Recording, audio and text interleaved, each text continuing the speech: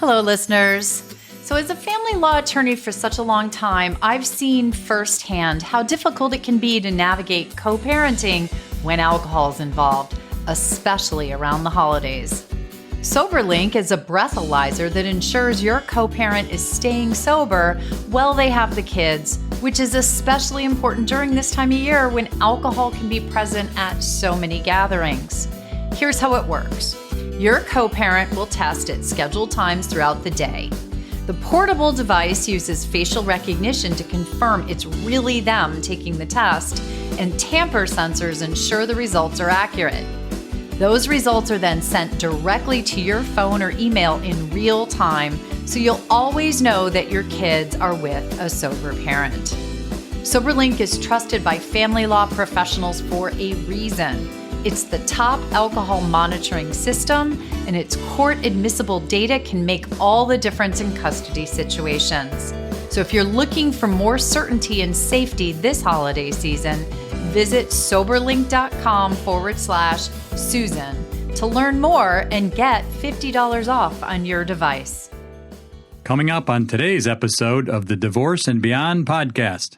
Everything has a value and everything has a cost. So somehow it's going to be collected. So I just encourage people to go into it open-minded and make sure their agent knows what they need. How do you need this structured? And is everybody on board with that? And that's the hardest part in a divorce situation, is getting everybody on the same page and everybody willing to agree. At least that's my experience.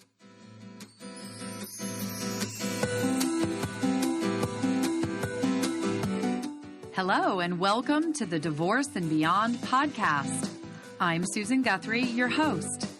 As a top divorce attorney and family law mediator for 30 years, I know what you need to know to get through your divorce, and most importantly, how to move beyond it to thrive and transition to your new future. My experts and I are here to give you the insider view into the process, so listen in for the wisdom and expert information you need on your journey through divorce and beyond. Hello, and welcome to today's podcast. I'm Susan Guthrie, your host, and today, listeners, we are going to get the inside story on buying and selling your house during divorce. And I have brought on a very special expert. I will tell you why she's very special. She's my expert. Kathy Clark of Harcourt's Blue Water in Newport Beach, California, was my realtor when I sold my house out in California. Oh gosh, Kathy, can you believe it? That's 6 years ago. No. Now that startling. happened. Right? So when I decided that I wanted to do an episode about this particular point in your divorce, because anyone who owns a house or is going to be getting divorced and perhaps buying a house, real estate buying and selling is a big issue, but it's different when you're going through divorce. Plus, there's a lot going on in the world of real estate. So I brought Kathy on. She very kindly is giving us some of her time. I know how busy she is, but I'm delighted to have you here. Kathy, thank you so much for joining us. Thank you so much for inviting me. Always good to see you, Susan. You were one of our absolute favorite clients. Well, I have to tell you, it was the best real estate experience we have ever had, my husband and I. And you know my husband, not an easy cookie to crack, right? And he loved you. I'll never forget, and I use it all the time. What he said is, I'd rather compete than negotiate. Yeah. There you go, folks. This is what happens. That told it all.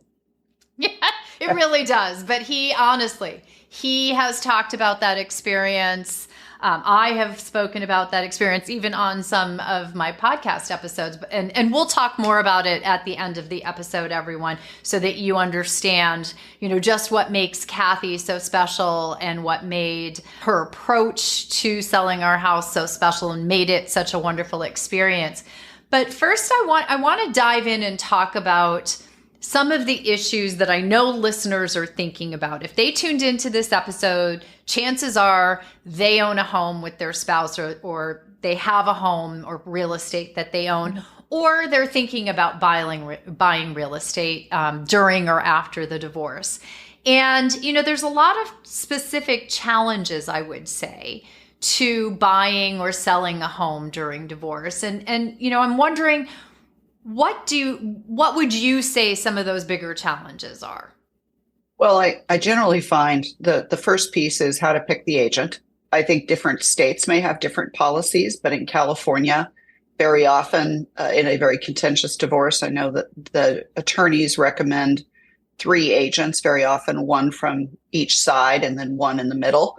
And then the judge makes the decision sometimes if the couple can't. There's all sorts of different ways that happens. So that's the problem. And then I think where to price the property. You want to price it high, especially if somebody wants to be able to have the other party buy them out. I mean, there's all sorts of things that play into it. It's just part of the divorce strategy in a lot of cases, I think. Yeah, such a good point, right? Because when you are selling your home as a couple, you're probably a little more aligned, right? I had to talk David into trying your unique approach. I will say that, but we decided together to do that. But when you are selling your home in divorce, chances are you're not as aligned. You may have different goals in selling the house. And in fact, you may find, you may have even found this in some of your experiences, one of the parties doesn't even really want to sell it. Absolutely. It happens all the time. All the time. Right? They're right there. You've got this element going into the process. So finding somebody who can navigate that is not the same as finding a competent real estate agent. And you want somebody who's unbiased, who's just trying to achieve the correct outcome. Because there are good outcomes and bad outcomes, but there are also, I think, just correct ones where we know that we achieved the greatest net out of the home or the best terms or that allowed one party had negotiated to be able to stay for 60 days for free so that they can decide where they're going next. All of those things are factored into how you structure that. And you've got to have somebody who's worried about that, not just getting it closed and collecting a paycheck. There's so much there that I want to make sure that everyone heard all of that. So what I'm hearing is that a really good realtor, especially in this divorce situation, is aware that the two parties may have a variety of different goals here out of the sale of this home and will help them to achieve I guess I'll call it the highest and best results. Exactly. And it may not just be the most money. Right. And often in our transactions, the most money isn't the goal. It's making it as manageable for everybody as possible. And sometimes that's just not about the amount of money. Well, and you've mentioned another issue, I think, for people that can especially be a problem when going through divorce, but I think it's an issue anytime you sell your home. How do you actually go and find a great realtor? Somebody who really knows their stuff, because you shared some statistics with me that I have to tell you really surprised me, especially the one that said that most realtors only sell about one house per year. I attempted most recently to collect some really current stats, and I had trouble. But suffice it to say that in California alone, 50 to 60% of the real estate agents will do one transaction or less here this year. Now, nationwide, I've been told 49% do one sale or less per year, and 87% do 3 or less per year. So you can't take a complicated contract and where negotiating is at consummately critical. And you can't do that with only doing a few transactions a year. So you're not really working as a real estate agent. Now, there's also attorneys who do transactions. So they're part of those numbers, especially here in California, I know for sure. So I don't want to throw the baby out with the bathwater, but in general, people select agents that their next door neighbor told them was good, or all too frequently I hear, well, my next door neighbor's gardener's daughter just got her license and I really want to be able to help her. And so now her first transaction is going to be one of your biggest assets being sold. So I really encourage people. We have a process here in California, and sometimes I can do state as well. I'll go in and do a deep dive on any agent someone brings me.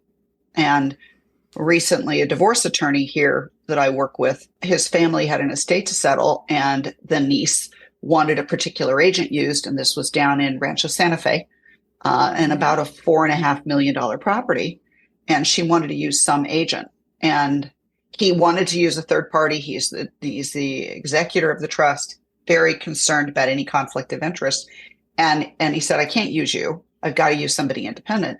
So I went in, ran all the stats, pulled records from title, see who did the most volume in that particular area, which, as you know, is very specialized, and came up with some names, gave him the names. He interviewed those.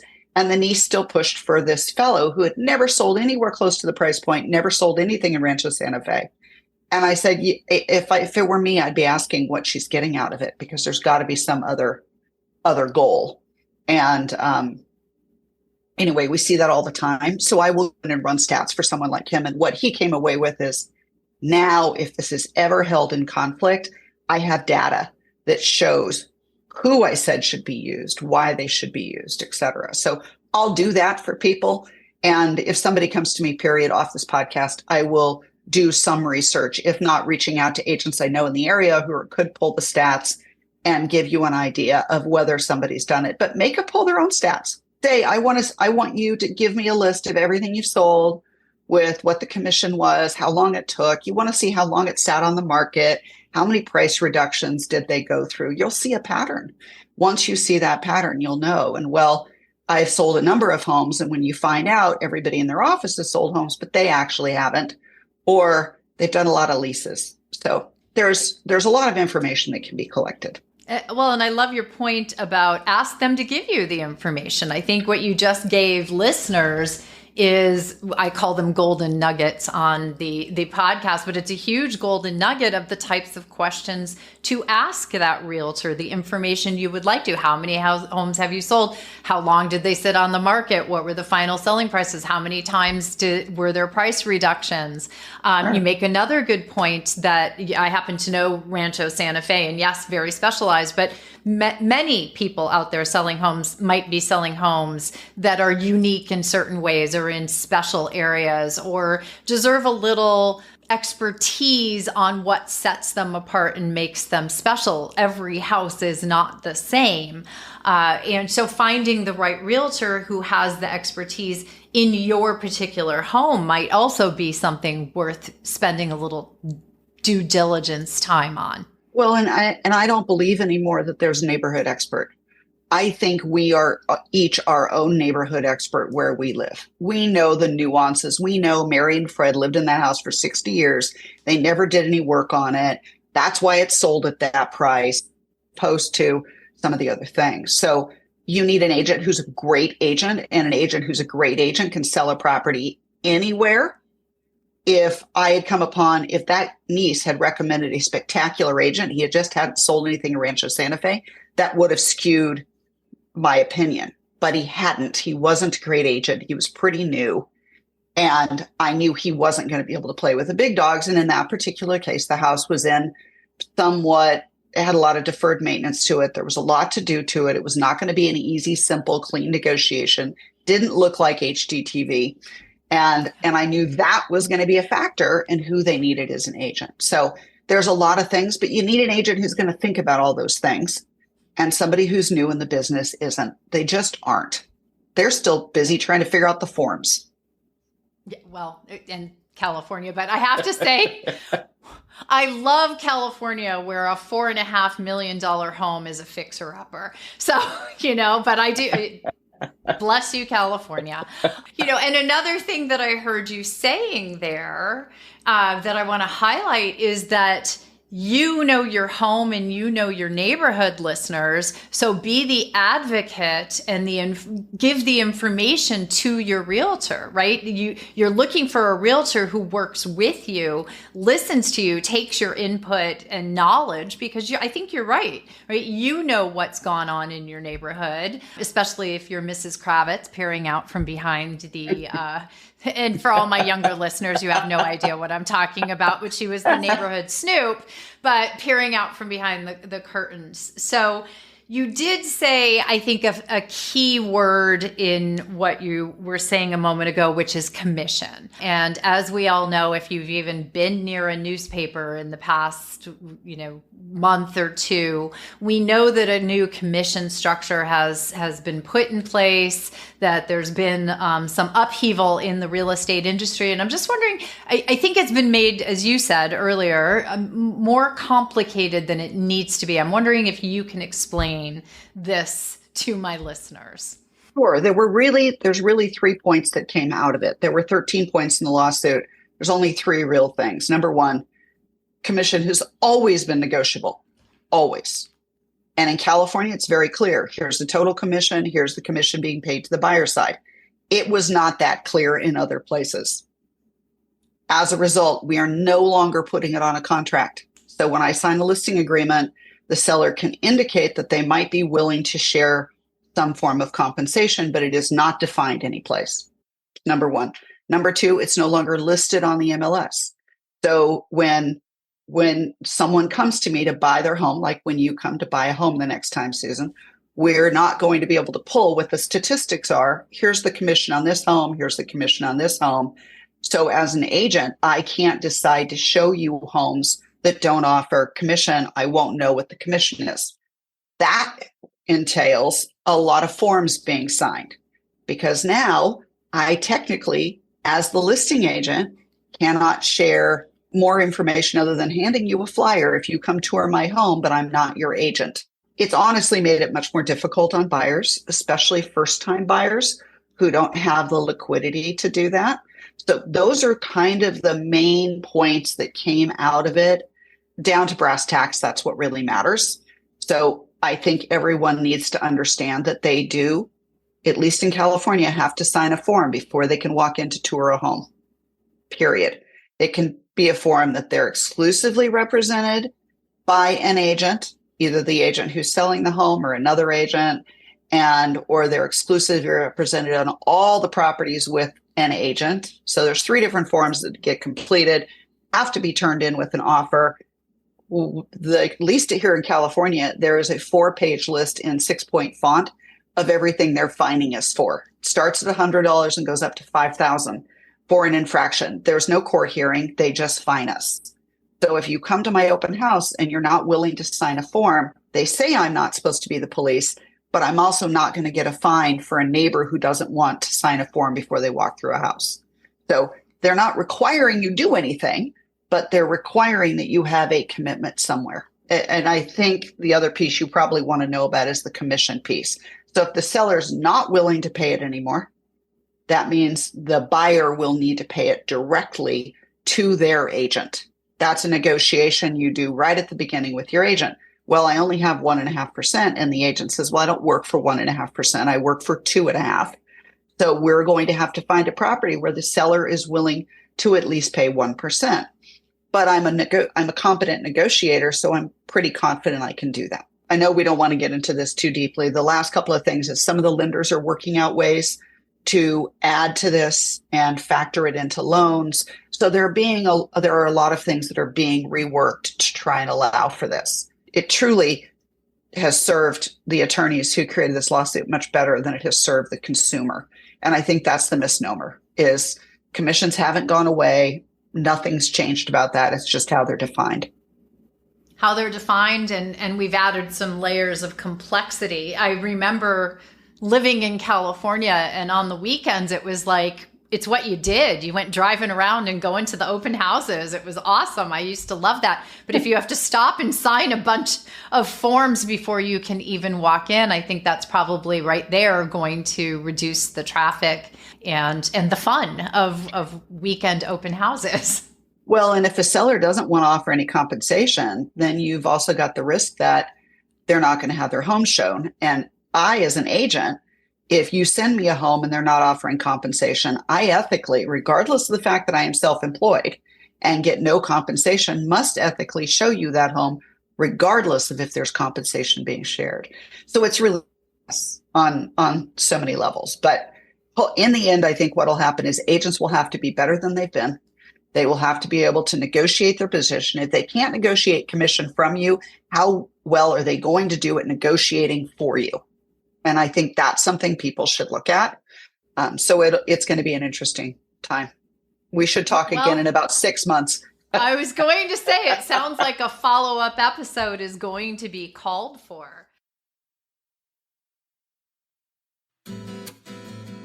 Hey everyone, it's Susan. So look, we know going through a divorce is tough and self-care can easily get overlooked. I wanted to share something that helped me, and that was creating a cozy space to relax. Something that can help you is Parachute Home, which is bedding and home goods that bring real comfort. Imagine ending your day wrapped in the softest sheets or a warm blanket.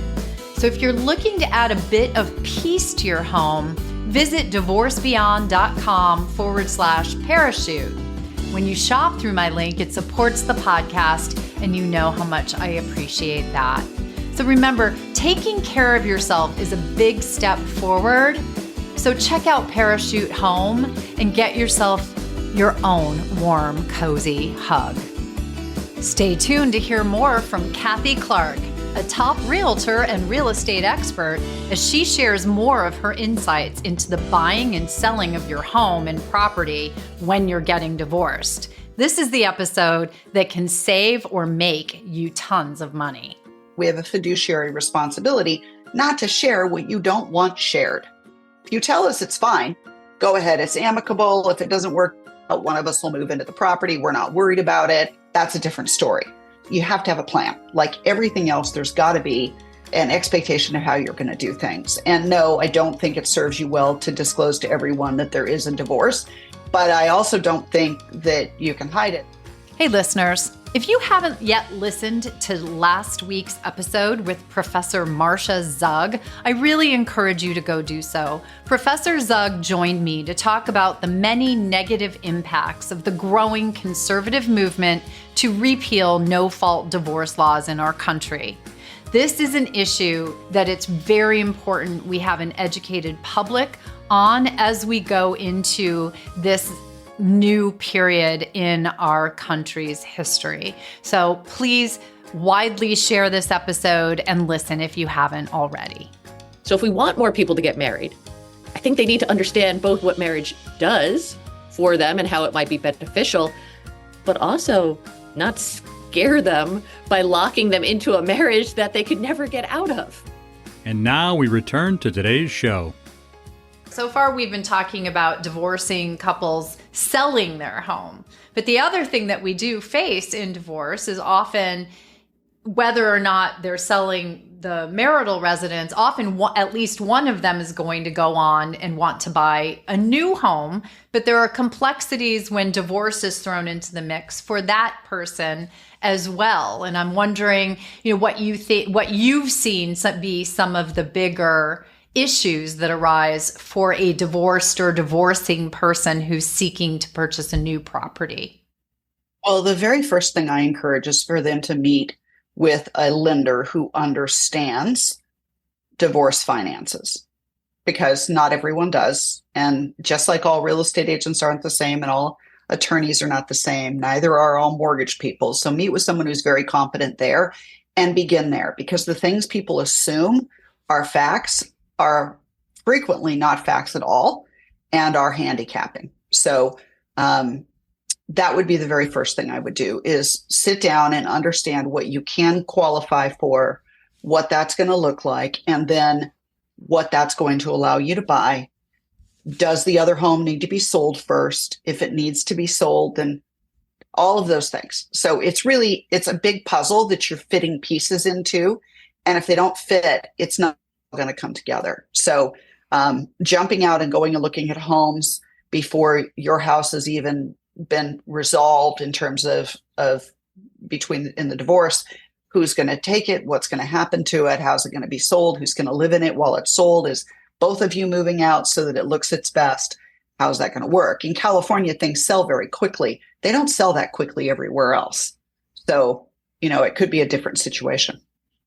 Yeah. Well, and very important what you mentioned about finding a lending professional who's versed in the arena of divorce. One of my most popular episodes of all time is with my friend Tammy Wallensack, who is a certified divorce lending professional. And the reason why I think it's one of the most popular is she really drilled down on those issues that divorced folks are facing and how different the lending process can be for someone who is going through or has just gone through a divorce. So I'll put a link to that episode in the show notes for you listeners. So you get someone who's out there looking to purchase a new home. They're going through the divorce. Say the marital residence is on the market, but they're on the mortgage for that home, the marital residence. How effective can they be in making a good offer if they're still on this other mortgage, the other home isn't in escrow or isn't ready to sell? I mean, how premature is premature? Well, in California, that's very premature. Even getting a contingent offer taken where as an example, the divorce home is actually under contract and has all their contingencies released, but has not yet closed. Even getting that offer accepted here in this environment is difficult. Nobody wants to move twice. What I would recommend is that whoever is living in the home, assuming it's not both parties in the couple, whoever's living there gets negotiated in that they get 60 days living in the home to find a home after this one is closed. And those are very common here. California is difficult with tenancy, so we don't do more than 60 days because then we run into all sorts of other potential issues. But that's what I generally recommend. And there's a cost for that. So very often, whoever's staying in the home is going to have to compensate the person who's not in the home for that time in the home, because even if you get it for free, they're going to pay less for the home. Everything has a value and everything has a cost. So somehow it's going to be collected. So I just encourage people to go into it open-minded and make sure their agent knows what they need. How do you need this structured? And is everybody on board with that? And that's the hardest part in a divorce situation, is getting everybody on the same page and everybody willing to agree. At least that's my experience.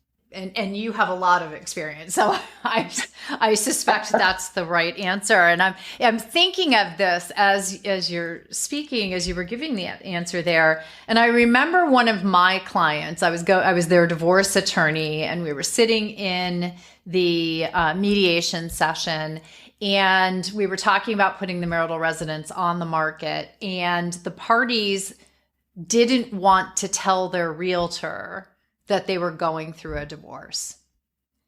And so, so for those of you out there who cannot see Kathy's face, who are just listening, and both the other attorney and I, the mediator doesn't give an opinion, but the attorneys, we had opinions, thought that was probably not the best idea. And I'm just wondering what you, as a realtor who might be in that situation, would think about that, and if you could share whether or not it's a good idea to let the buying public know that the couple who's selling the house is going through a divorce. So sort of two questions there, but I'm curious what your thoughts are. Well, I will tell you, in California, we routinely get asked, why are they selling? Routinely. So you have to have a plan, because even if you haven't talked about it, do your neighbors know? Because I promise you, there's a Mrs. Kravitz in every neighborhood. We come back to her again. Yeah. Because she's around, and she's going to be out putting in her trash cans every time your house gets shown. And she's going to be over talking to the potential buyers, and she's going to happily tell them anything and everything. So as agents, we have a fiduciary responsibility not to reveal what is somebody doesn't want revealed. And I do think it can be a handicap in a situation to have them think there's distress and the home must be sold. So there's no question about that. So I don't necessarily think that's in their best interest, but it is in your agent's best interest to reveal it to them, because again, we have a fiduciary responsibility not to share what you don't want shared. If you tell us it's fine, go ahead. It's amicable. If it doesn't work out, one of us will move into the property. We're not worried about it. That's a different story. So you have to have a plan. Like everything else, there's got to be a an expectation of how you're going to do things. And no, I don't think it serves you well to disclose to everyone that there is a divorce, but I also don't think that you can hide it. I mean, I get questions these days. Do they get along with their children? Do their adult children come back to see them? Have there ever been any health issues? Certain cultures who have huge concerns about those things because that home brings those things with it. So you need to be transparent with us, but you need to tell us we're not licensed to share that information. I think that's so critical. You know, you're building a team. I always talk about building your divorce team. Your realtor is another member of your team. And if you keep something from them that has a great deal to do with the motivation and the, you know, just where you are emotionally and maybe financially and all of that. And I think it's critical what you've just said is that that doesn't mean that the realtor is going to be disclosing that. And in fact, what I hear is that the best thing to do is have a strategy for answering the question, why are they selling? You know, Sure. Which I'm not saying you come up with a lie, but you come up with reasons other than perhaps the highlight being, well, the couple's getting divorced and they've decided to sell it. You know, their children have moved on. They want to put their children in a different school. There's 100 things you can say. And if you don't say anything, the question will be asked because there's always a reason you're moving. Nobody goes through this process and this expense for no reason. So being able to discuss that is really important. But anyway, so. Nobody goes through a move unless there's a reason. I have moved enough times to know that one. So true. Yes. And my next move, as you well know, will be when I come back to Southern California and see you again. But, well, I don't want to leave this episode without, there's been so much great information, but I have to do a little, you know, talking about the experience that I had when you sold our house for us in California. And I really want listeners to know, one, my husband and I, we've sold a number of homes. You know, we've moved a lot, as you've all heard over the years of listening to this podcast. And it's always stressful to sell your home. It's always an unimaginable amount of work. It's always uncomfortable having to leave your home so it can be shown on, 15 minutes notice, get the dogs in the car, clean up, make sure the beds are made, all of those things. And I just want everyone to know when we sold our house with Kathy, none of that was true. None of that. It was the least stressful, lovely experience. I still look at the video that you made of our home, Kathy, just to remember. It was my favorite home I've ever had, and but it was a lovely experience. It was very different from any other experience that I've ever had in the process because it was a luxury auction process, which I'm going to let you explain. And I don't want to leave this without saying it also realized a sale that was far and above what any traditional realtor had indicated to us. And we met with several before we retained Kathy, thought we could attain for this home. Can you explain? Thank you, first of all, because honestly, I've sold homes since then here in Chicago, and it was not the same. It was lovely, but it wasn't the same. Can you explain the auction process? It's not very well known here in the United States. I know it is in other places in the world. So we're a company out of New Zealand and Australia. And since 1888, we've been selling homes through a luxury auction. And if you go to New Zealand today, about 80% of the signs you'll see on homes for sale are Harcourt's signs. So about 15 years ago, we came to the US, and our process is really simple. We want to make the process transparent. Our brand tagline is Rethink Real Estate, because we buy things differently today. We buy homes differently, just like we buy everything differently, Amazon, etc. So in our process, we ask the sellers to do a home inspection, do a pest inspection, and we prepare the home, and we create a website for the home, and all those reports and seller disclosures are all uploaded. We then go on the market at a bidding to start from number, which is a number that is less than other similar properties in the immediate area that the same buyer would go look at are going to see. Now we're on the market. We have our bidding to start from number. You as a seller have signed a contract that gives you more protection than the traditional contract does. And you never have to sell. It's not an absolute auction. So some auctions you're forced to sell at the end, you are not.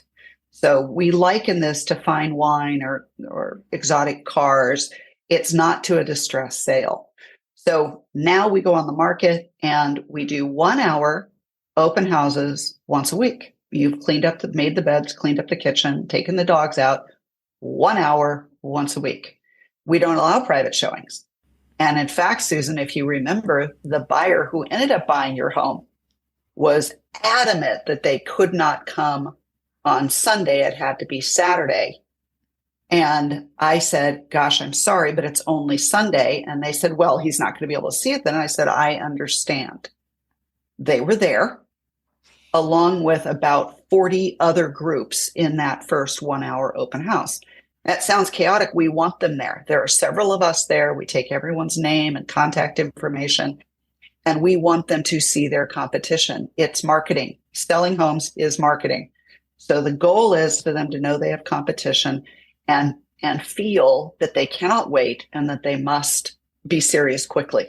Susan, your home is a little bit of an anomaly. We were done in 8 days, I think. Yeah. With, I think, 6 or 7 offers. I mean, exactly.